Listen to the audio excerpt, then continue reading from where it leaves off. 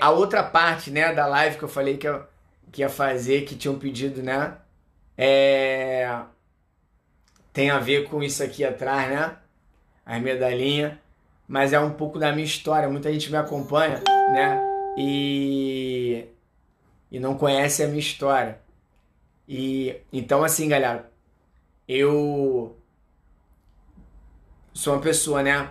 Nasci numa comunidade, né? Vim de uma situação desfavorável de vida, mas que só acrescentou o que eu sou hoje. Isso é muito importante, me permite ter uma visão diferenciada sobre muitos acontecimentos da vida.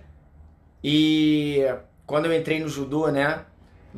Eu entrei com 6 anos de idade. No início, meu pai conseguia pagar a minha mensalidade. Meu pai era o responsável pela Poligram, né? A parte de segurança da Poligram, que era uma grande Poligram Studios, né? E depois, na época do disco de vinil, sou velho. E aí, o que aconteceu que foi, teve uma... Quando a Poligram mudou pro CD, né? Eles mudaram a fábrica de lugar e mandaram todo mundo embora. E aí, meu pai foi mandado embora, teve uma questão para conseguir emprego depois, foi bem complicado e a gente passou por um problema muito sério. E aí, eu tinha um professor, né?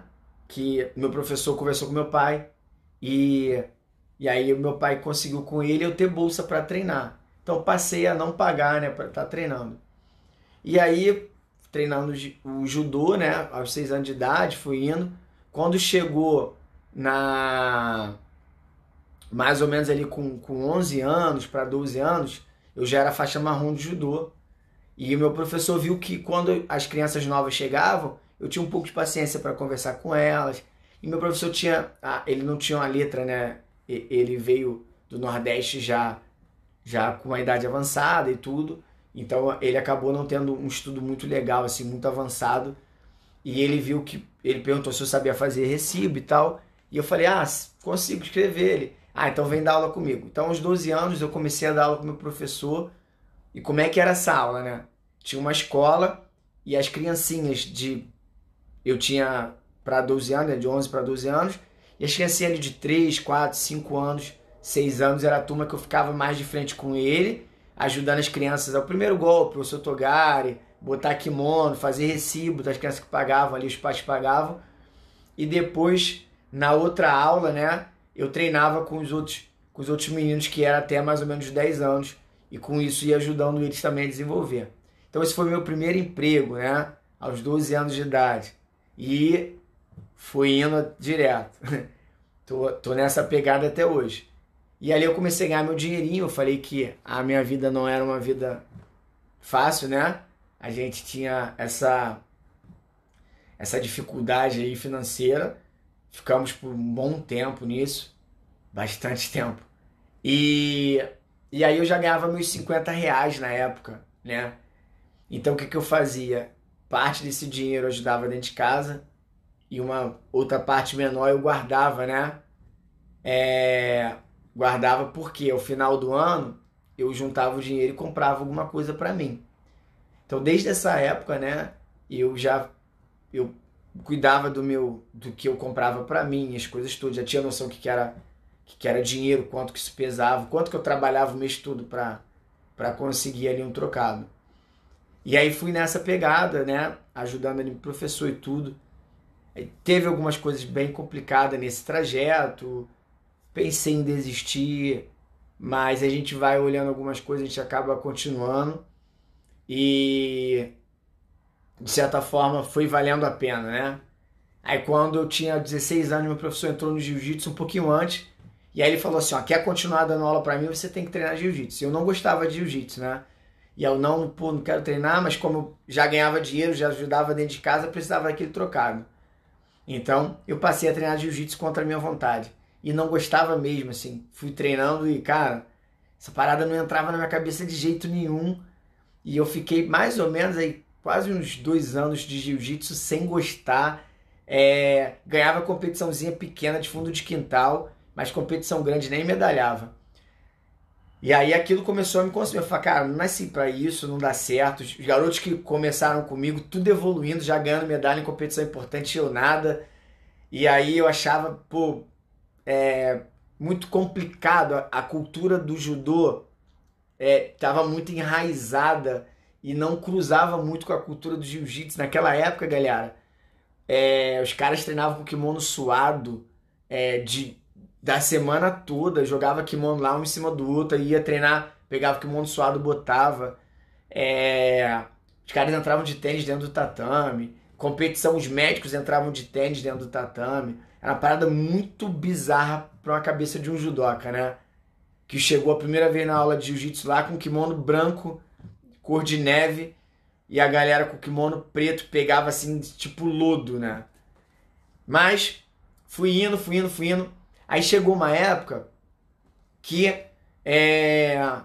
teve uma competição que eu fui fazer de jiu-jitsu, e eu vou falar aqui porque ele sabe, eu já conversei com ele.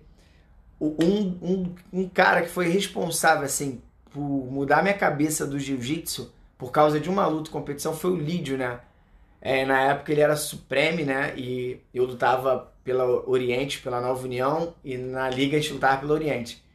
E aí a gente fez um maior lutão de azul, uma final lá, e o Lídio era o cara que tinha ganho uma competição anterior, a primeira etapa, e eu cheguei na final com ele. Foi maior lutão. A luta foi 2-2 e foi por vantagem, não lembro quantas vantagens. Eu acho que foi uma vantagem à frente. Mas foi uma das maiores lutas que eu fiz na minha vida. Da gente sair cansado, assim, foi maior lutão. E desde aquele dia eu falei assim, caraca, pô, maneiro. Tipo assim, eu entendi mais ou menos o que estava acontecendo naquele dia ali. E foi legal, assim, foi uma sensação diferente do judô. Foi uma parada muito maneira, assim, que foi muito coração.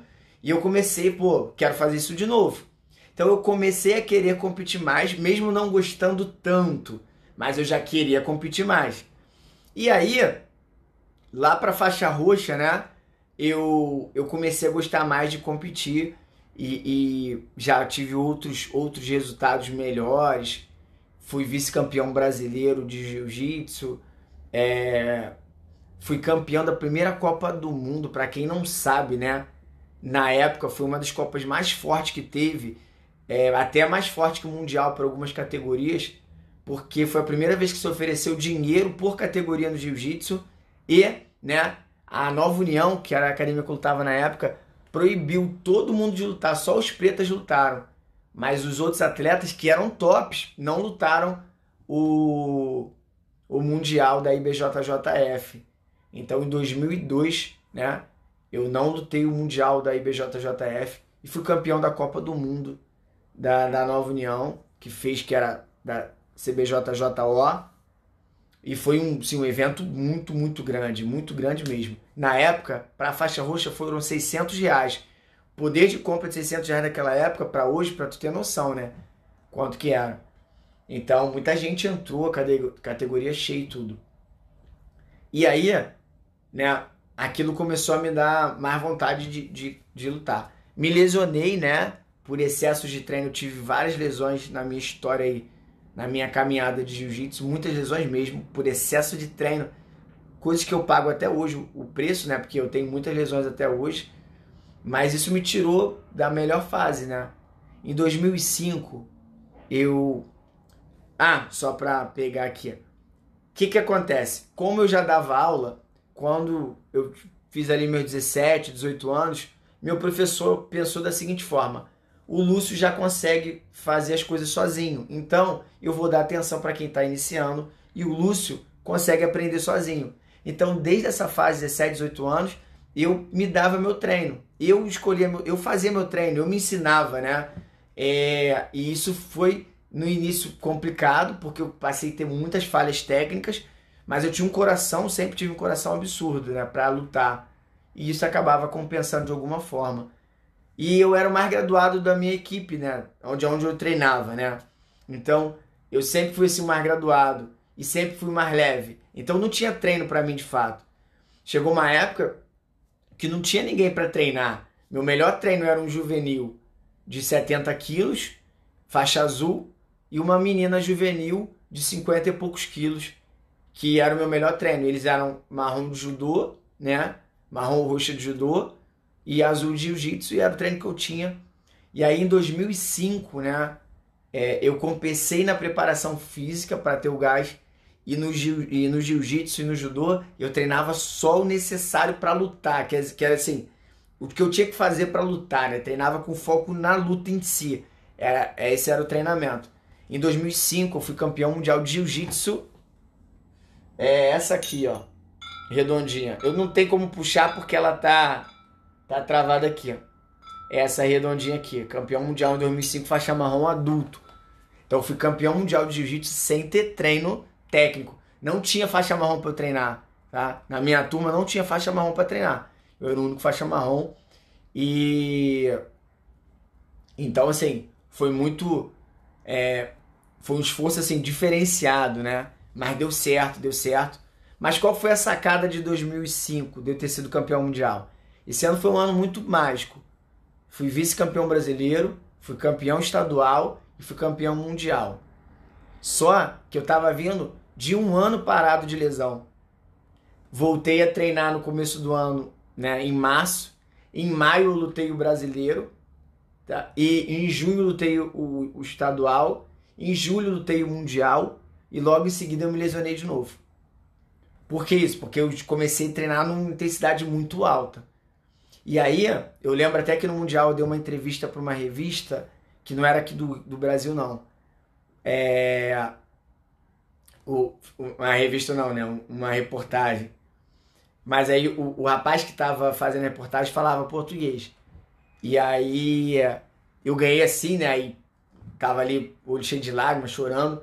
O cara perguntou por quê. Eu falei assim, cara, há um ano atrás, né? Do Mundial ali, um ano atrás, em 2004, um médico tinha falado que eu nunca mais ia voltar a lutar. Porque minha estrutura física não era para lutar jiu-jitsu, que eu tinha que escolher outra parada, que eu tinha que fazer outra coisa. E então assim, voltar a lutar em alto rendimento ali foi algo assim fantástico para mim. Mas não foi minha primeira tristeza com a luta em relação à lesão, né?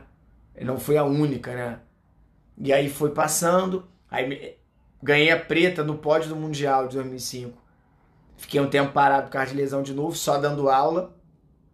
E aí eu demorei um tempo a voltar. Aí quando eu voltei achei que não ia dar mais, porque os caras já estavam em outro nível, né? Mas de preta eu consegui fazer ainda uma luta. O Mundial saiu do Brasil, eu não tinha condições de viajar na época, então não viajei para lutar. Acabei deixando esse sonho um pouco adormecido, mas não tinha condições, não tinha como eu sair do país e tal. E aí foi indo, né? Cheguei a fazer grandes lutas, né? Teve um estadual, que hoje é a Copa Mineirinho, né? O pessoal chama, mas que tiveram grandes atletas. Um deles que eu lutei na semifinal foi o Samir Chantre, né? Que dispensa comentários, é um grande atleta. Eu consegui vencer o Samir na semifinal, se eu não me engano. Fui campeão dessa época estadual, nesse evento. Mas assim, aos trancos e barrancos, lesão aqui, lesão ali, lesão aqui. Em 2006 eu entrei na faculdade e passei a ser atleta da faculdade, só que eu não lutei, né? Porque eu entrei e tava voltando de uma lesão, que foi a que eu tive no Mundial, pós-mundial, acabei me lesionando de novo, né? E aí fui muito ajudado na faculdade pelo professor Ricardo Ruffoni e o professor Marcelo, né? Marcelo Crespo. Me ajudaram muito na faculdade, me manter minha bolsa mesmo não lutando nesse primeiro período. No segundo período eu consegui uma outra façanha da minha história de luta, que foi sem treinar judô, sem ter gente para treinar judô direito, né? Porque, como eu falei, eu era mais graduado também no judô e meus alunos eram os mesmos que eu tinha lá, que já estavam entrando no adulto nessa fase, a menina e o menino lá, que era o Rafael e a Yasmin. Aí quando na luta, né, nessa seletiva, era uma seletiva para representar o Rio de Janeiro em outro estado, né? Só ia o campeão do Rio. O brasileiro de judô é assim que funciona. E era um brasileiro universitário. Eu consegui ganhar o campeão pan-americano e o atual campeão mundial júnior de judô, que é uma parada bizarra pro judô, assim, se o cara ser campeão mundial júnior. E eu consegui ganhar e viajei, fiz 3 lutas aqui, viajei.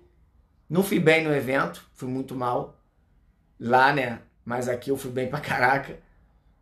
Mas aquilo me fez me pensar, falei assim, cara, foi aí que eu tive uma crise existencial dentro da luta muito grande. Porque eu pensei em. Eu falei assim, cara, sem treinar, eu tô batendo de frente com os caras top do mundo. Vou largar tudo, vou parar de trabalhar, vou só treinar. Só que não tinha como, né? Já estava casado, né? 2007, meu filho estava para nascer, então não tinha como. Mas eu tive essa crise, né? Voltando da competição, que foi em Blumenau, né? De ônibus, e fiquei nessa crise existencial aí no tempo de viagem. E aí, tive lesões de novo, né? Lesão em cima de lesão, aquele esquema todo. Em 2010, tá? Eu participei de outra seletiva aqui no Rio para viajar para o Brasileiro de Judô e universitário, e eu ganhei a seletiva. E aí, para treinar para a seletiva, teve um treinamento no quartel da URCA, né? Que é onde tinha a equipe de judô. E quando eu fui treinar lá, eu tomei uma queda, que eu bati de cabeça, desmaiei, tive um choque medular, fui parar no hospital. Só que eu estava com a vaga para lutar, né? O brasileiro, que era um sonho meu ganhar uma medalha no Brasileiro de Judô, que eu nunca tinha ganho. E aí eu tomei a queda, fiquei 2 meses sem sentir meus braços, né? E aí eu falei assim, cara, a viagem tá aí, eu tenho a vaga. Pô, pra faculdade é muito importante um atleta viajar. Aí, cara, fiquei naquela, falei, vou lutar. E aí eu fui lutar sem treinar, né?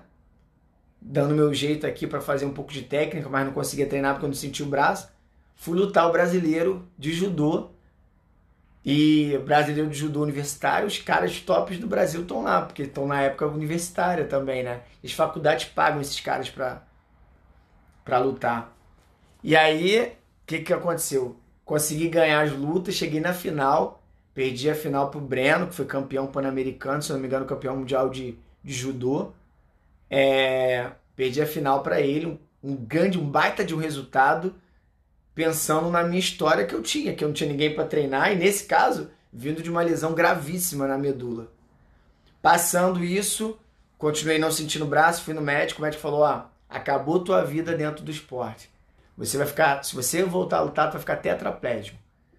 E aquilo foi um choque muito grande. Eu tinha meu filho, eu queria cuidar do meu filho, eu queria brincar com meu filho. Ficar tetraplégico era uma parada, isso em 2010. E aí, galera, parei de treinar. Parei de treinar, só fiquei dando aula e comecei a sentir muita dor no corpo, muito pra baixo, muito... Quem treina sabe, né? A vontade de treinar era absurda. Só que se eu treinasse, né, eu podia ficar tetraplégico, sentia sequelas. Parei no hospital em outros momentos porque meu rosto ficava dormente e tal. E aí, o que aconteceu, né? Eu cheguei um momento, né, falei assim, cara, eu vou arriscar, porque eu tô cheio de dor parado, tô com muita dor, não aguento, assim, treinar me motiva, me faz diferente e tal.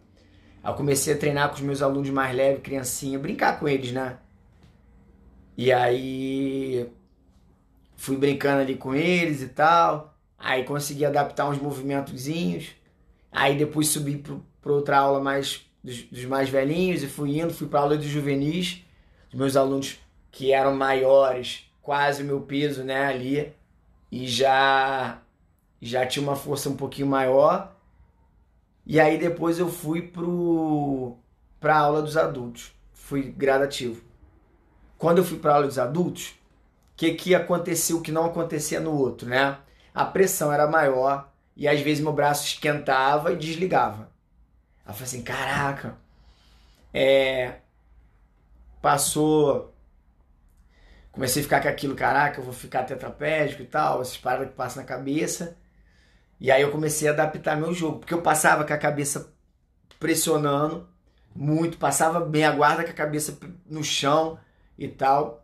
E aí eu comecei a diminuir isso, evitar. Então, às vezes, eu tava fazendo movimento, quando eu ia subir, se o peito da pessoa batesse aqui, por exemplo, e eu dava um choque no meu corpo, meu braço desligava, aí eu deitava, mexia um pouquinho, o braço voltava. Fiquei nessa durante um tempo, mudei todo o meu jeito de lutar. Todo o meu jeito de lutar. Hoje eu luto totalmente diferente. Porque tem posições que eu não posso fazer, né? Tem posições que eu não posso fazer até hoje. E eu acabei adaptando para isso. Então, às vezes, você vai ver eu numa luta, dependendo da situação que a minha cabeça tiver ali, se às vezes eu desisto do movimento, volto, aí vai assim, pô, o Lúcio desistiu do movimento, porque eu não posso fazer, né? E aí foi indo, uma vez eu tive um rompimento com o meu professor antigo, e aí fiquei sem academia, né? Não tinha lugar nem para dar aula, nem para treinar. Conversei com um amigo meu, ele abriu um espacinho para mim lá para eu começar meu trabalho todo do zero. Tinha aluno pra caraca, voltei do zero. E nisso de eu voltar do zero, né? Eu fui conversar com o mestre Júlio para entrar na GF Team. E aí o mestre Júlio falou assim: pô, tá louco, Lúcio? Claro que eu te aceito e tal. Né?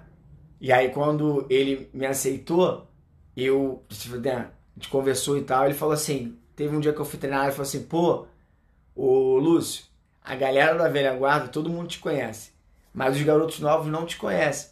Seria legal você voltar a competir. Aí eu falei da minha situação, do meu problema, né? E da cervical e tudo. E aí ele falou assim, não, tá louco, Lúcio? Vê aí, se der você volta e tal. Então, o que aconteceu? Eu comecei a raciocinar, cara, voltar a competir. Eu era um cara que nem ia treinar, voltar a competir. Aí em agosto de 2015, né, eu entrei numa competiçãozinha. Perdi na primeira luta, empatei a luta. Cara, mas assim, a sensação é uma parada bizarra. A sensação bizarra mesmo. Quando eu botei o kimono, foi lá no Monte Líbano. Quando eu botei o kimono, eu fui sair, né, do ginásio, botei o kimono, fui pro estacionamento, né? Meu coração acelerado, eu comecei a chorar, falei assim, caraca, eu tô aqui de novo, assim, uma sensação absurda, sensação absurda, não tem como explicar. E aí comecei a chorar ali, respirei, fui pra dentro, fui pra minha luta, tudo diferente, né? Porque tudo diferente. Mas opa. Mas aí o que aconteceu? A luta não foi nem travada, é a câmera que desligou. Acho que quando eu balanço muito a mão, da outra vez aconteceu a mesma coisa. Se não foi, isso é feiura mesmo que aconteceu da outra vez também.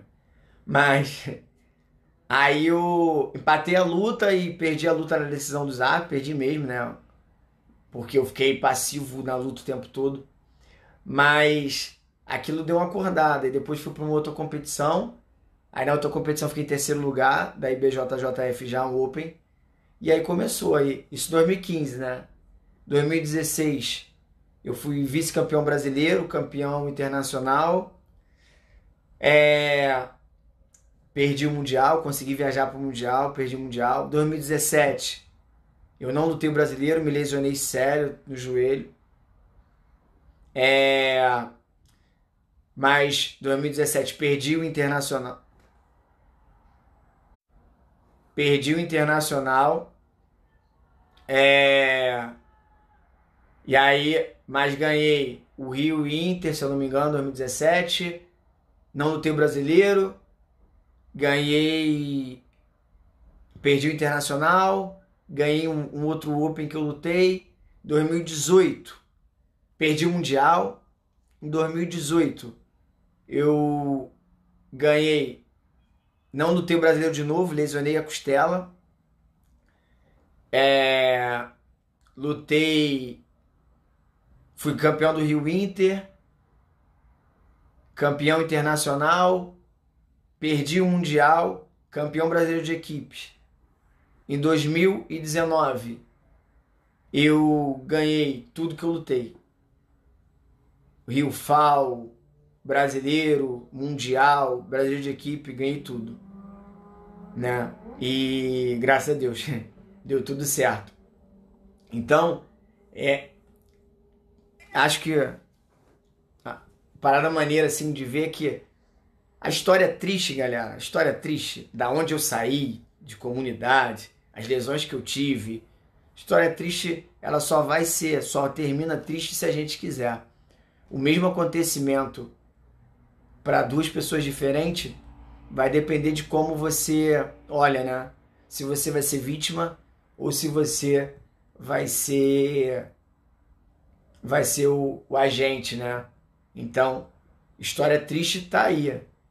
Mas aí você olha para minha história hoje, né? Tá vendo aqui, ó, Mundial de 2019, campeão. Brasileiro de 2019, campeão.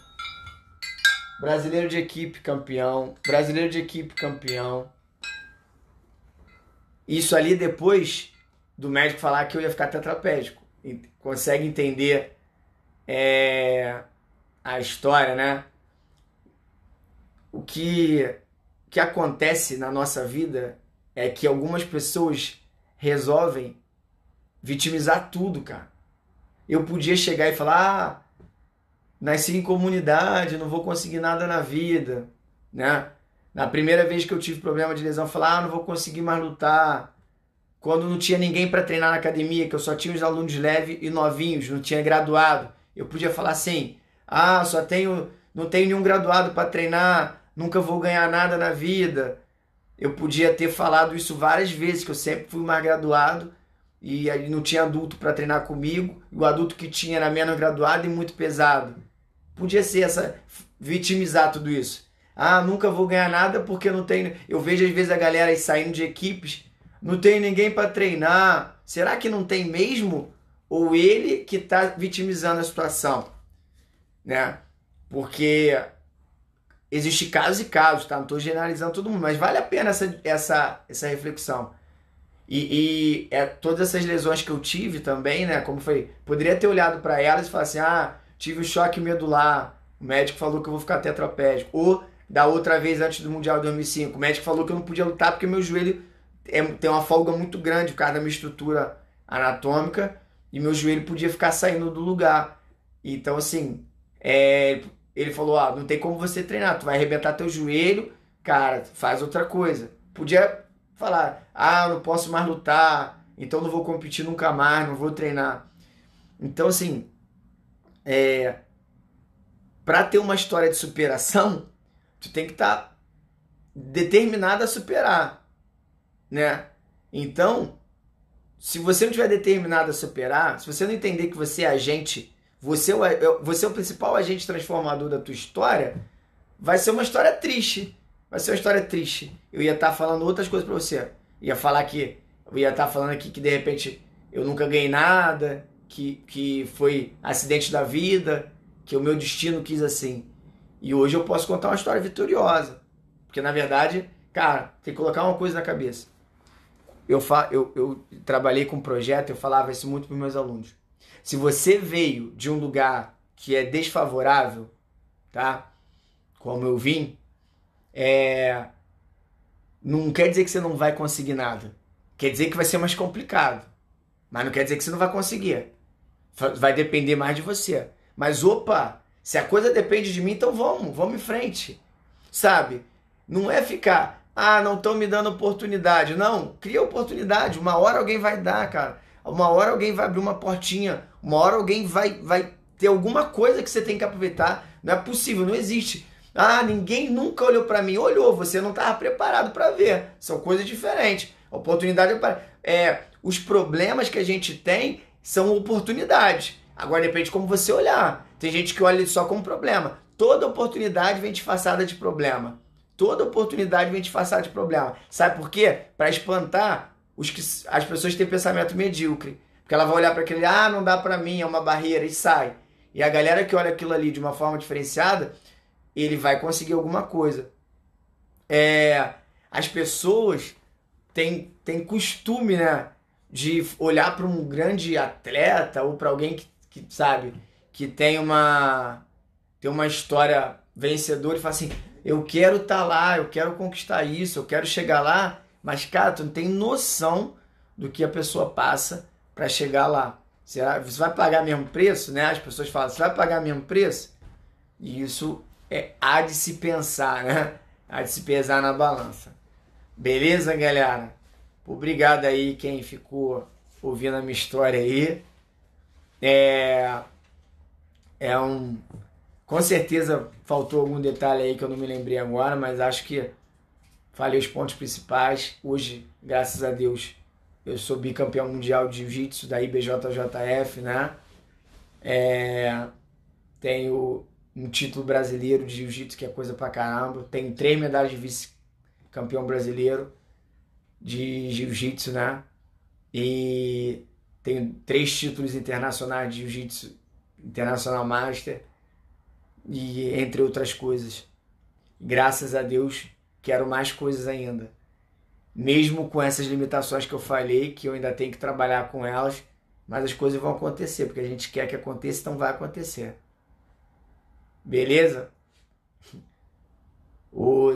Então esse vídeo aqui não vai ficar no Instagram, tá? Eu vou jogar ele pro YouTube. E quem quiser depois olhar, que chegou depois aí, dá uma acessada lá. Valeu, galera. Brigadão aí. Boa noite pra vocês. Grande abraço. Peraí, deixa eu só ver uma coisa aqui, que tem 2 perguntas aqui. Só pra não ir embora sem responder a pergunta, né? Parabéns, mestre, você é diferenciado. Deus continue te abençoando. Pô, obrigado, Humberto. Deus vai nos abençoar, todos nós. Como foi sua chegada na GF Team? Então, eu já conheci o mestre Júlio de longa data, né? Porque eu lutei pela Gama Filho Judô. Mas não lutava jiu-jitsu por eles, né?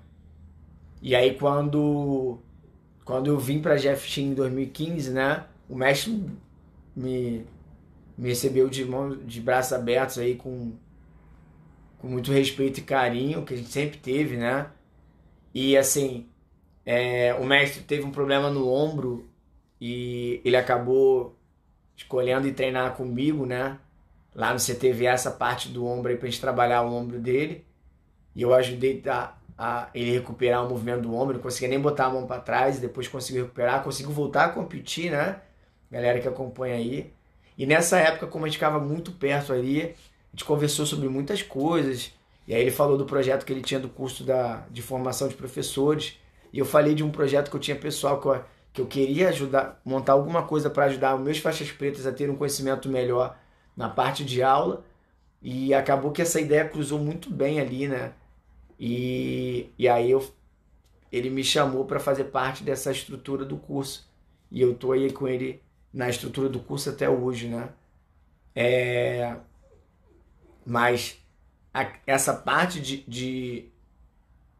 do curso me ajudou muito também a ter uma interação maior com o mestre, e com isso a gente poder conversar. E conforme você vai conversando com as pessoas, você vai conhecendo um pouco mais e você escolhe se aproximar mais ou menos, né? E tive a graça de Deus aí também, do mestre gostar e querer se aproximar mais de mim e confiar em mim, um trabalho que para ele é muito importante, que é o curso de formação dos professores. Beleza?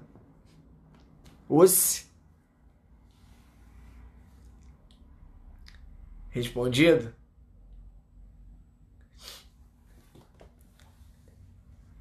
Valeu, galera. Então, abração, tá? Obrigado aí. Vou fechar aqui, hein?